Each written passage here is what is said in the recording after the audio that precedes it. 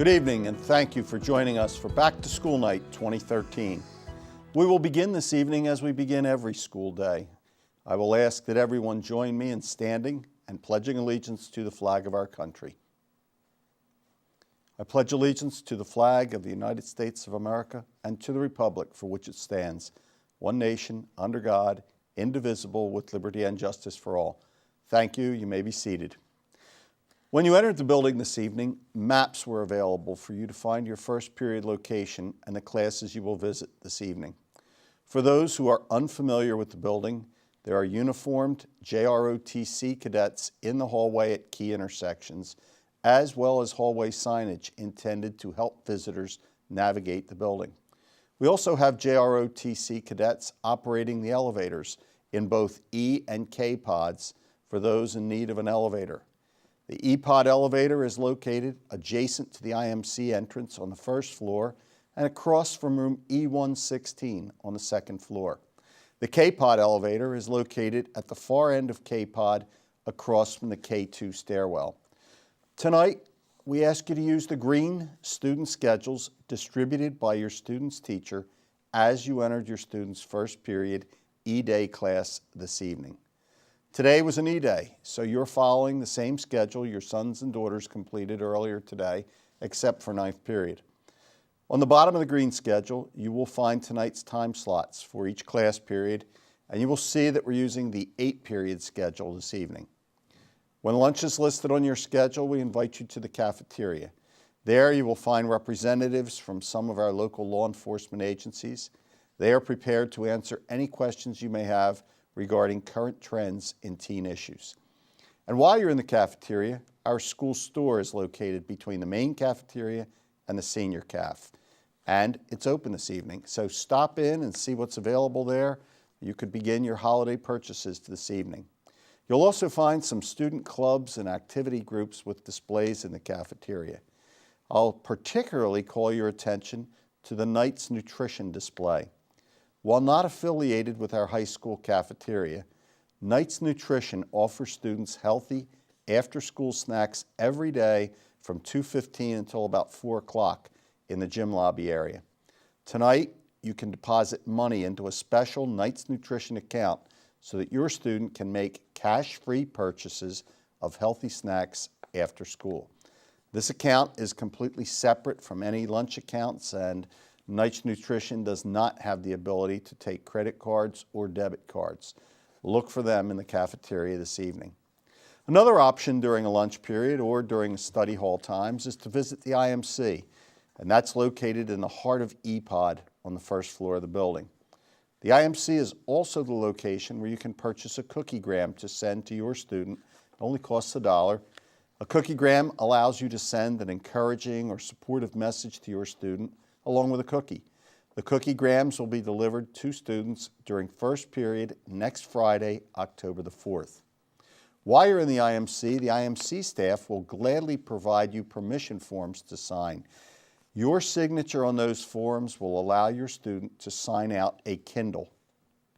Those of you who have a student attending the North Montco Technical Career Center will see the letters TCC on their schedules for several periods, either in the AM or in the PM. A representative from the tech school will be available in the auditorium this evening, so feel free to visit Ms. Rhonda Novicki, the tech school rep, during the time frame your student would normally be at the tech school. Those who have students in our work and career study programs or our gifted mentorship program will find location reminders on the bottom of your student schedule this evening. Please note that Mrs. Hoffman will be in room A33, periods 6 and 7 only. As a point of information and in an effort to avoid the confusion of having too many bells ringing this evening, here's our plan. We will dismiss all classes via the intercom, and we will only ring the bells to signal the start of a period. Tonight's an opportunity for you to meet your students' teachers, to hear their expectations, and to learn the most effective means of establishing lines of communication with them. It could be voicemail, email, tally sheet checks, whatever. If you feel the need to conference with a teacher, please use the communication links they suggest to make an appointment at another time or contact your student's counselor to assist you in doing so. You will find counselors in their home offices this evening.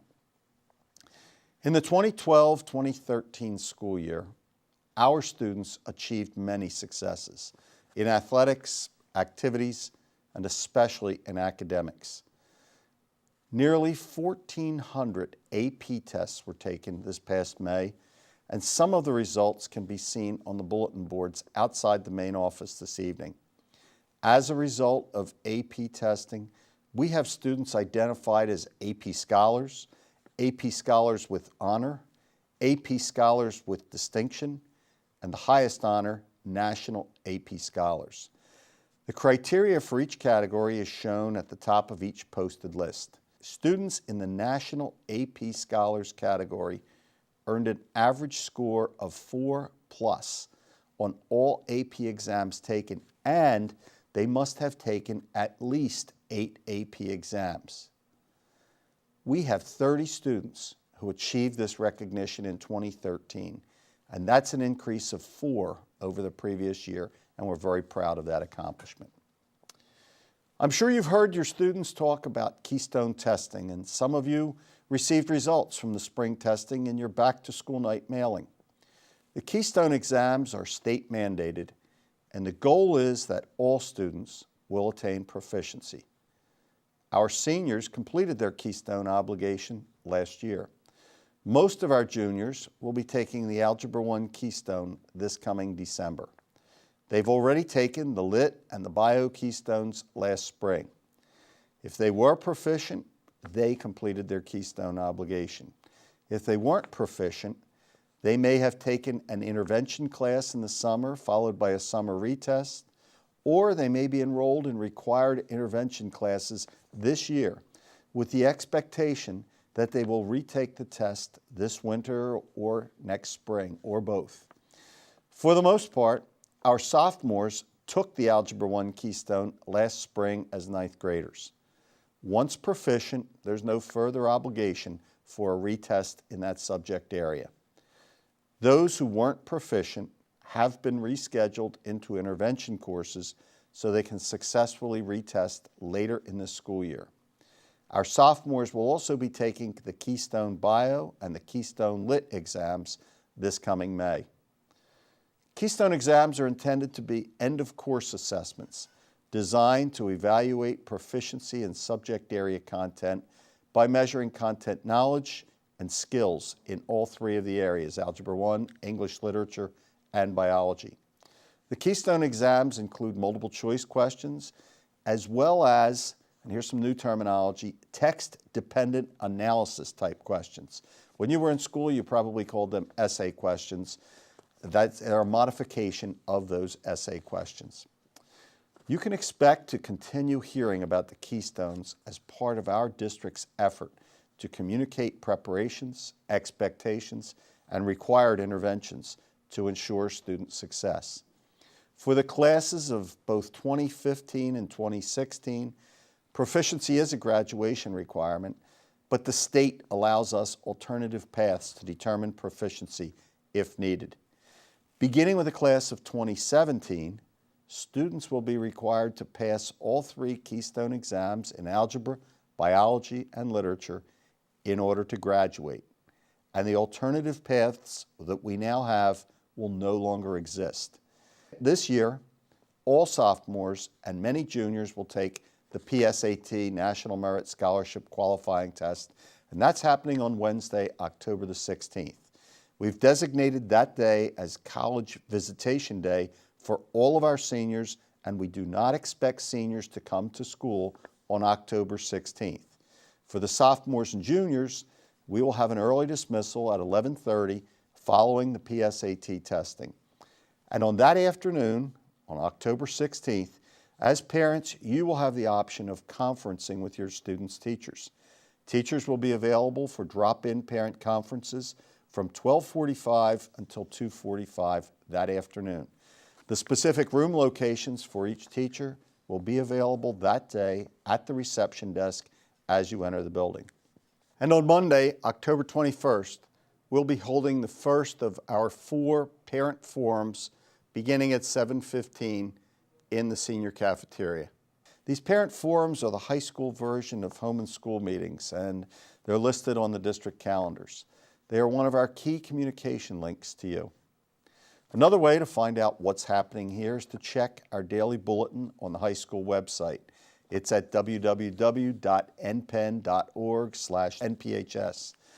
We also urge you to check the website for sports schedules, for guidance information, the program of studies, the student activities review, and any information on activities or events at North Penn High School.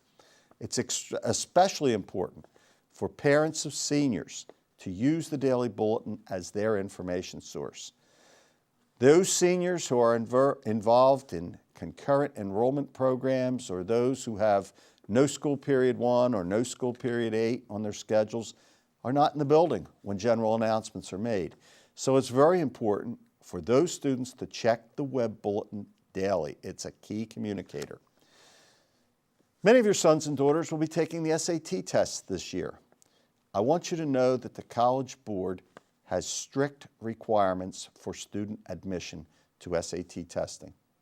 All students, whether we know them or not, will need their printed admission ticket from the College Board and a valid ID. Even if we personally know a student who forgets his or her valid ID, we are not allowed to verify them for admission. Here's how you can help us and help your student. Before they leave the house on SAT testing day, please ask your son or daughter to show you the admission ticket and their valid ID. Your sons and daughters have probably told you that we allow the use of cell phones, iPods, and other electronic devices in the cafeteria courtyard during the lunch periods, as well as before and after school, and in the hallways during passing times or during study halls, and provided they're not disturbing others. Students may text or they can listen to music in these areas at the specified times. However, and there's always a however, they may not use electronic devices in class or in the hallway while instructional times are going on. If your student happens to leave his or her gym clothes at home and you bring the clothing, the equipment, bring it to the K-Pod reception office, and you can text your student to pick up the items between classes, and then we won't have to page them. So why is 9th period on your student's schedule on Wednesdays and Thursdays? We created 9th period as an opportunity for students to obtain instructional assistance within the school day. It's also a time for us to conduct assemblies, to convey information that's pertinent to students in a specific grade level without interrupting instructional time. You may have heard that interim reports are changing this year. For several years, we've encouraged all parents to monitor their students' progress regularly by using our Home Access Center. Beginning next Friday, that's October the 4th, interim reports will be available for the first time on Home Access Center. This means that we won't be printing paper copies, and your students won't have to risk misplacing them on the way home from school. So next Friday, October the 4th, around noon, you'll be able to access your student's interim report from your home, your office, or even your smartphone. This interim will reflect work that was completed through Tuesday, October the 1st. For those of you who may have forgotten your password, kindly email homeaccess@npenn.org. When you do so, kindly include your full name and address, your student's full name, date of birth, and student ID, and the password will be sent to you. If you have no computer access, you may request a hard copy interim by calling your student's home office. These are just a few of the highlights of the new school year. As you pass through the main lobby this evening, I encourage you to see the picture posting of our 9, hear that again, 9 National Merit semifinalists. We are pleased to announce that additionally, we had 21 commended students for a total of 30 North Penn High School seniors recognized by the College Board. Congratulations to these students and to their families for this outstanding accomplishment. This is a great achievement, and we're very proud of each of you. On behalf of our entire staff, I thank you for being here tonight, and I'm confident you will find the evening informative. Thank you.